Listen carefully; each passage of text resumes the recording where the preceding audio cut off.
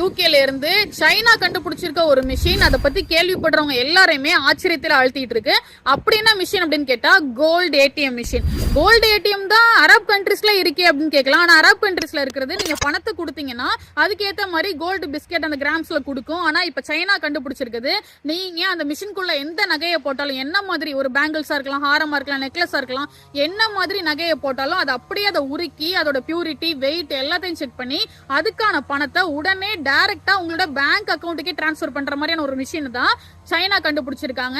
இதுல நீங்க வந்துட்டு நகை கடையில போய் நின்று கியூல நிக்கணும், அவங்க சொல்ற ப்ரொசீஜர் எல்லாம் ஃபாலோ பண்ணணும், அதுக்கப்புறம் தான் உங்களுக்கு பணம் கிடைக்கும் அப்படின்ற மாதிரி எல்லாம் கிடையாது. டைரக்டா நீங்க இந்த மிஷின்குள்ள போயிட்டு நீங்க நகை வாங்கினதுக்கான ப்ரூஃபை கூட சப்மிட் பண்ண தேவையில்ல, டைரக்டா நகையை போட்டா போதும், அது எல்லாத்தையுமே உங்களுக்கு தேவையான பணத்தை டிரான்ஸ்ஃபர் பண்ணிடும். இப்படி ஒரு பாசிட்டிவ் இதுல இருந்தாலும் இதுல நிறைய நெகட்டிவ்ஸும் இருக்கு. இந்தியால இது வந்துச்சுன்னா இங்க தங்க கடன் கொடுத்துட்டு இருக்கவங்க ரொம்ப அஃபெக்ட் ஆவாங்க. அதே நேரம் இந்த திருடனுங்கெல்லாம் எவ்வளவு நகை வேணாலும் திருடிட்டு போயிட்டு அந்த மிஷின்குள்ள போட்டுட்டு அதுக்கான பணத்தை வாங்கிட்டு போயிட்டே இருக்கலாம்.